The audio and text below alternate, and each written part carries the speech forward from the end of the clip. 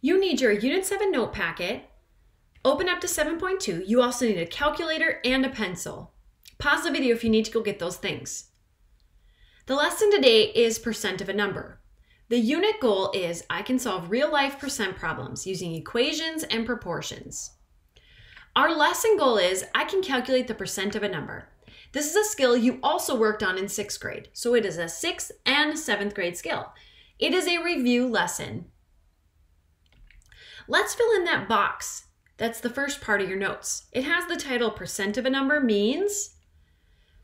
Percent of a number means we need to find a part of an amount. You're taking part of a value.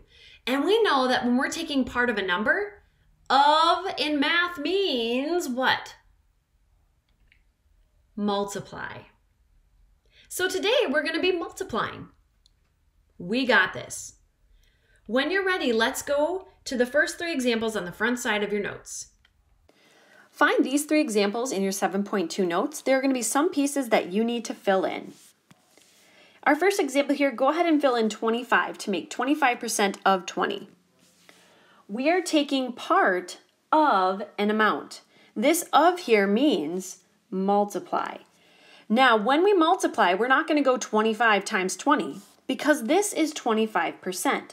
But let's make it a really easy way to enter in our calculator. Now, there is a percent key on your calculator, but let's understand what your calculator is doing. Let's take and change this percent to an equivalent decimal. Imagine where the decimal is right now in 25%. It's right there.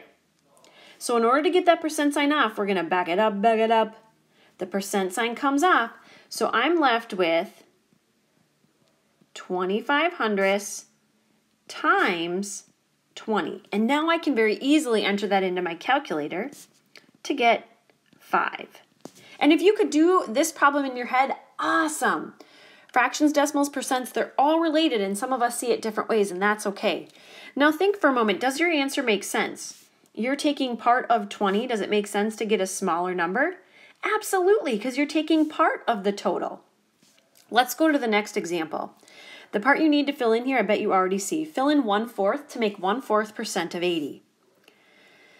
Now, since we're taking a part of an amount, that of means multiply. But it's really hard to type in 1/4% times 80 on our calculator, or we want to know what our calculator is doing. So instead of seeing it in percent form, let's change it to a decimal. Imagine where the decimal would be in 1/4. You might already be giggling like, Miss Kluver, it's hard to see because this percent is a fraction percent. So let's write the equivalent decimal percent. 1 divided by 4, if you're not sure what that is, type it in your calculator. That's going to give you 0.25. So it's 0.25% as a decimal percent times 80. There's our problem. Now, we're going to change our percent here, our 0.25% to a decimal so that we can very easily enter that in and take it times 80. So we're going to back it up, and when we do that, the percent sign comes off. What's going to go in this empty hump here? 0. So we're going to have 0.0025 times 80. That's what we're going to enter into our calculator. Go ahead and do that. What do you get? 2/10? Absolutely. Remember, you're taking part of a number. Your answer should be smaller. Look at the last one. Go ahead and fill in 120%. To enter in 120%, we wouldn't go 120 times 400 because this is 120%, and that's different than 120 because this percent sign means out of 100. So imagine where the decimal is in 120%. It'd be right there. So we're to get that percent sign off and get it in a form that's easy to type in my calculator, we're going to back it up, back it up. When we do that, the percent sign comes off, and I have 1.2 times 400. Go ahead and figure out what 1 2/10 of 400 is. I get 480. And you might go, whoa, hold up, Mrs. Kluver. Up here, when we took the percent of the number, we got a smaller value. When we took the percent of a number, we got a really small value. We're taking a percent of a number, now we're getting a bigger value. Well, think about this. It's 120%. So you know you're going to have 400, and then you're going to have 20% more of that because it's 120%. So yes, this answer makes sense, that it's bigger than what we had right here. Pay attention. Is it a percent 100 or over? Is it a percent under 1? Right? Those are all going to affect the answers that we get. On the left-hand side here, you see the steps that I just modeled here in the video. Step 1, change percent to a decimal. Then multiply. Do you have to do it that way? No. Again, if you're seeing some strategies that are easier to do in your head, awesome. The beauty of math is there are multiple ways to solve a problem. Now we're going to be using the same strategy where we're finding a percent of a number. We're finding a part. And this time it's going to be enclosed in a story problem. So here we go. Number 1, Rogers Middle School has a 7th grade class of 300 students. 9% of the students have been on a cruise. How many students have been on a cruise? What are we being asked to find there? How many students have been on a cruise? So let's answer that. Blank students have been on a cruise, period. Let's go and let's look for some important information. Rogers Middle School has a 7th grade class of 300 students. Is that going to be important? The 300 students, right? Because look, down below, we're trying to figure out how many students. 9% of the students have been on a cruise. Is that going to be important? Yeah, there's part of the students have been on a cruise. Students have been on a cruise. That's what we're solving for. That's our unknown. How many students have been on a cruise? So we know that there are 300 7th grade students and 9% of the students. This of here, what does that mean? It means times. You're taking a value of another value. So it's going to be 300 times the 9%. Now, we wouldn't enter this in as 300 times 9 because it's 9%. So let's get it to a comfortable way where we can enter it in our calculator, and that's by changing the percent to a decimal. So think about where the decimal is in 9%. Now we're going to back it up. What's going to go on that empty hump? 0. So our new problem, what I'm going to enter in my calculator is going to be 300 times 0.09. So 9/100 is equivalent to 9%. Go ahead and do that. What do you get? 27. 27 students have been on a cruise. And think about that. Does that answer make sense?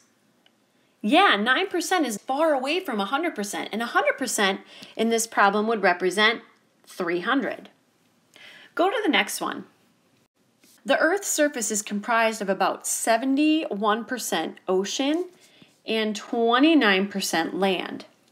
The surface area of the Earth covered by land is about 148,300,000 square kilometers. About 33%, you're going to need to fill in 33% there, of land area on Earth is desert. How many square kilometers of the Earth is desert land? Wow, this is a lengthy problem. We need to figure out about how many square kilometers of Earth is desert land. So let's answer that. Earth is about blank kilometers squared of desert land, period. Let's go line by line and look for some important values and key operation words here. The Earth's surface is comprised of about 71% ocean and 29% land. Okay, nothing there. The surface area of the Earth covered by land is about 148,300,000 square kilometers.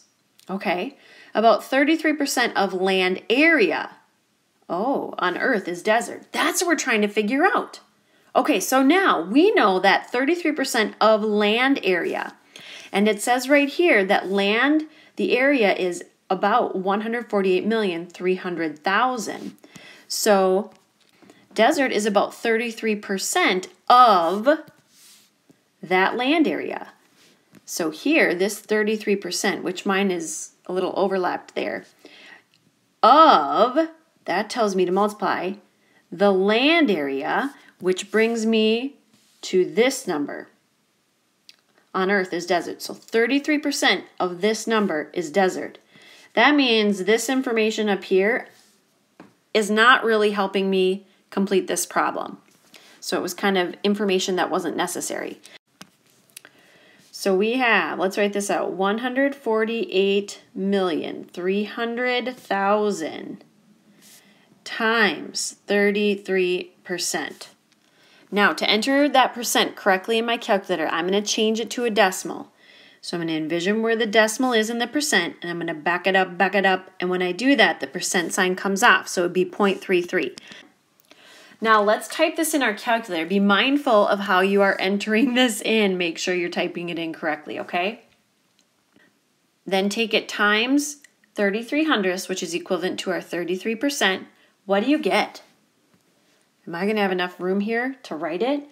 I get 48,939,000.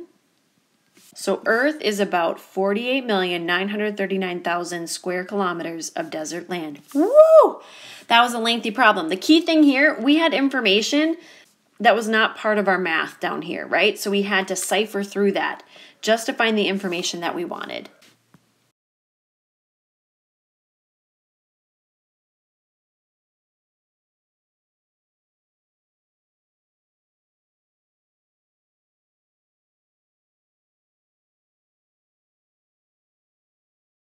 Example 3, you're making a $499 purchase. Fill that in.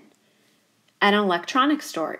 In Minnesota, you must pay sales tax of 6.875%. How much will you need to pay in sales tax? So let's answer that. We got to figure out how much we're going to pay in sales tax. So I will pay blank, and this is going to be referring to money, in sales tax. Let's look for our key operation words, phrases, and important numbers. You're making a $499 purchase at an electronics store. In Minnesota, you must pay sales tax of 6.875%. Sales tax is an additional amount we have to pay on certain goods. How much will you need to pay in sales tax? That's what I'm figuring out. So I know that sales tax is 6.875% of my purchase. So that means my problem is $499, that's my purchase, times my sales tax percentage. Now, to type this in on my calculator, I definitely want to change that percent to a decimal. So I'm going to back it up. What's going to go in that empty hump? 0. So I'm going to rewrite my problem as, I'm going to type in 499 times 0.0685. Go ahead and enter that in on your calculator. So 499 times 0.06875, that's going to be how much you pay in sales tax. Now, money goes out to the hundredths place. I'm seeing here that I'm going to need to round. I'm seeing it as $34.31. I'm going to take the 0 that's in the hundredths place and round it up, since the neighboring digit is a 6. So that means I'm going to pay $34.31 in sales tax, which is going to be an additional amount that I have to pay on top of this. But the problem is just asking how much I'm going to pay in sales tax. So there's our answer. Last one. A bag contains some pink, purple, and green bouncy balls. 10% of the bouncy balls are pink and 30% are green. If there are 85 bouncy balls in the bag, how many are purple? What are we being asked to find here? How many bouncy balls are purple? So let's answer that. Blank bouncy balls are purple. Let's go through and let's look for some important information.